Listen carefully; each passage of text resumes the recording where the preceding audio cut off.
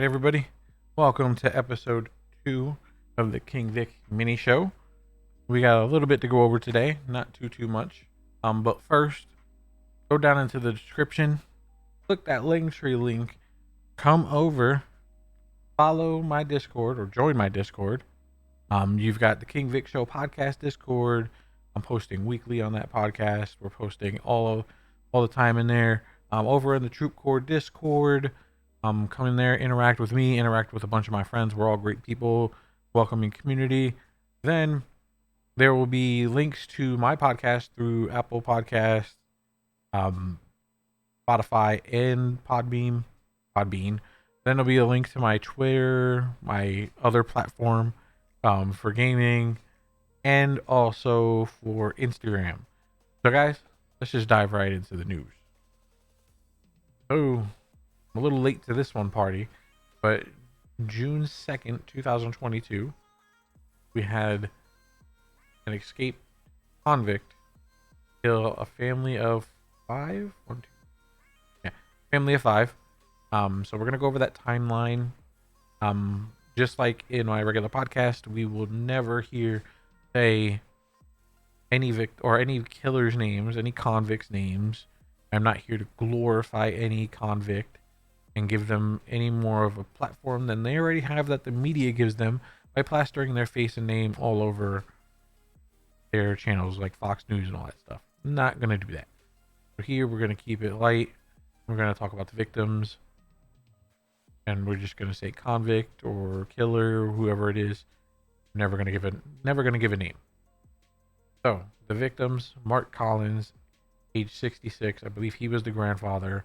You got Waylon Collins, age 18.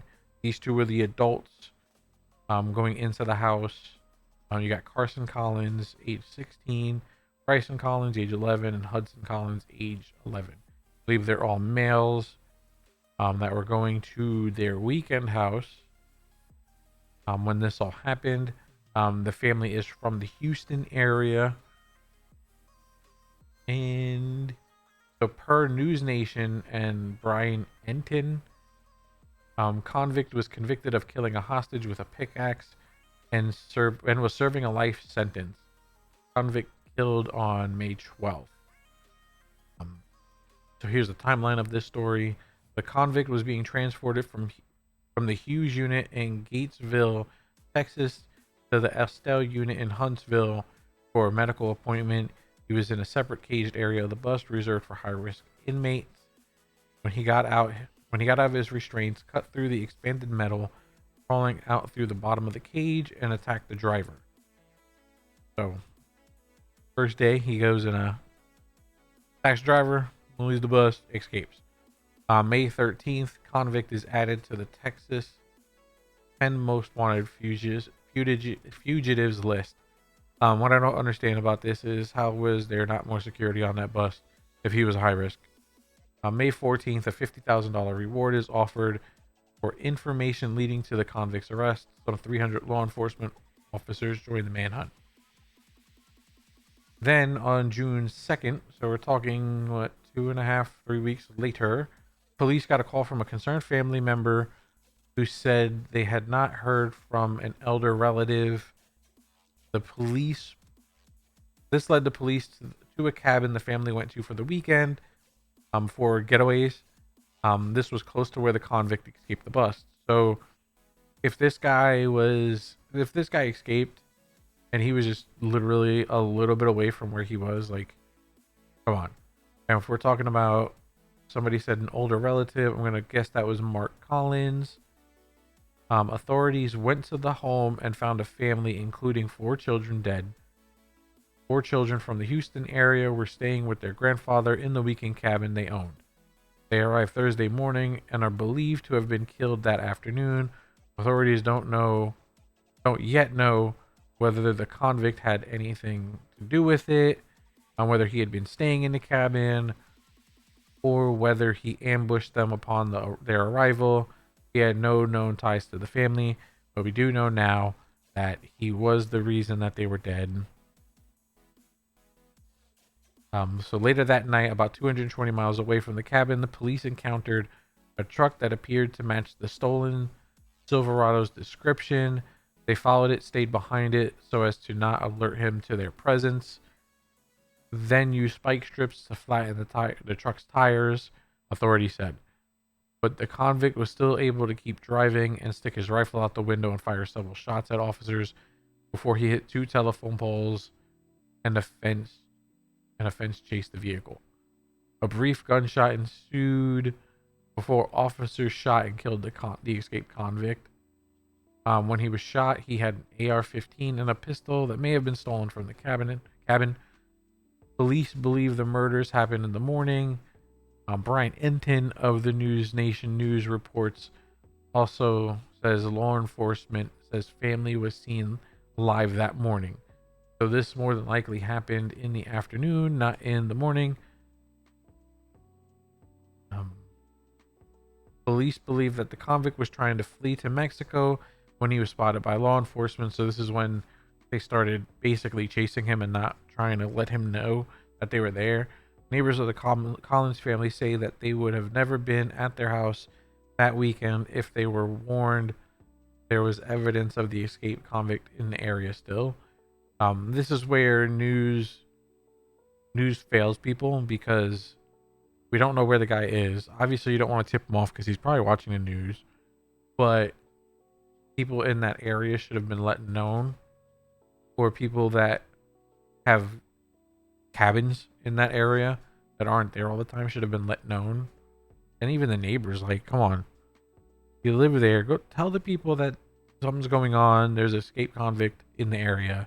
And he hasn't been caught. Granted, you're talking 3 weeks from when he escaped to this happening.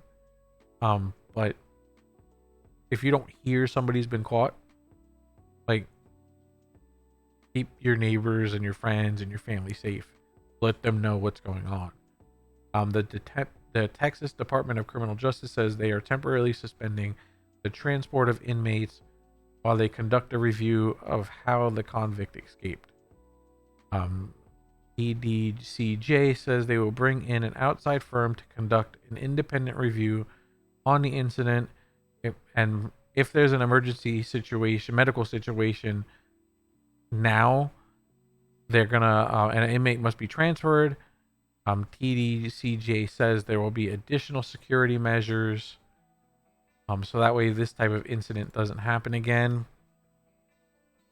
So from what we know now, and this is from Brian Enton again on June 9th, the escaped Texas inmate had a handcuff key, and authorities believed another inmate may now have the key. According to Texas State Senator John Whitmire, the 5 family members that the convict is accused of killing will be laid to rest Saturday. So they were laid to rest yesterday. And I was right. Mark Collins was the grandfather, and it was 4 of his grandsons that were killed via gunshot wounds and stab wounds, according to the medical examiner. Authorities say the escapee is responsible, and there is now evidence other inmates on the bus helped him escape. Man, other inmates helped him escape, and he got out. Like, I wonder what happened to the bus driver too. I haven't found anything about that. That's wow. How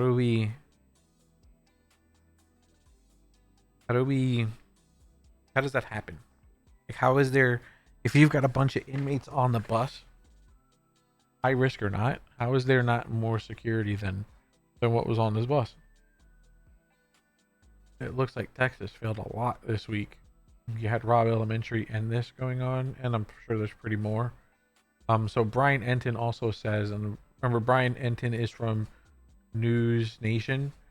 For all of us wondering how the convict could kill children, experts on the Mexican mafia are not surprised. They are incredibly violent. They are not interested in hunting. They kill. That is what they do. And police say they shot and killed an escaped inmate, but only after he killed 5. There was a school district that was nearby, or there's a school that was nearby. It's in the Tomball, Texas school district outside Houston. They sent a letter to staff and students sharing the devastating news about the grandfather and his 4 kids, which were also students there in that district. Um, about the escapee had killed them, stole family guns, and took off, and that he was later shot by deputies. So that kind of lets everybody know, which is good by the school district, that you let everybody know what was going on, and you made sure that they were aware of what happened, so they know whether they needed to do anything, not send their kids, watch out, everything like that. So here is the letter, and the letter is from Dr. Martha Salazar Zamora. She is the superintendent in schools in that district. She says, Tom Ball, and this was sent out on June 3rd. Tom Ball ISD family, it is with sadness and heavy heart that I share the devastating news of a tragedy that has affected our Tomball community. The lives of 4 Tomball ISD students and their grandfather were taken from us Thursday by the escaped Texas fugitive near Centerville. The loss of a student for any reason is heartbreaking, but to lose 4 in a tragic way is excruciating, and our thoughts and prayers are with the family and friends of these beloved students and grandfather. We ask that you extend your prayers and support to these families who need us in this time. We share a special bond in Tomball, and this will personally affect many students and families in our small community. For any student in the light of the tragedy that may need grief counseling, Tomball ISD has arranged for that service to be available to you. Just speak to your principal if you are in need of support. Thanks in advance for your support at this time. So that is great that they sent out that to make sure everybody was aware that what was going on, what was happening, and also to extend out any kind of mental health what's the word I'm trying to say, to extend any kind of like help out for people that are needing it with their mental health, to let everybody know, hey, we're here to talk about this if you need it. This is just wrong.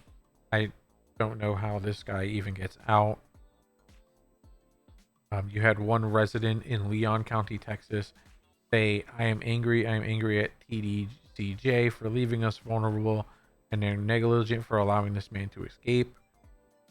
Residents in Leon County, Texas are furious with the Texas Department of Criminal Justice after the escaped convict killed a family of 5.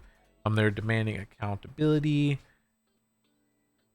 It's law enforcement that believes this guy was going to Mexico to escape.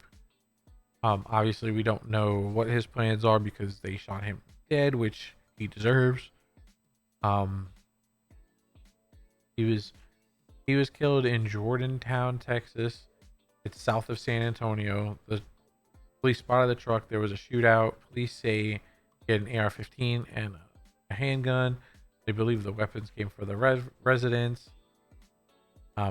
That's about it from that. This guy looked like he was going to be a deadly killer, and I mean, he definitely was, obviously. So guys, that is going to do it for this episode. Let me know your thoughts around this, what you think could have been done better, what you think about what's going on in this world right now. If you have any questions or concerns, if you are a victim of anything like this, reach out to the right people, get the help that you need. But with that being said, guys, thank you for watching, and you guys have a great day. I will see you guys on the next one.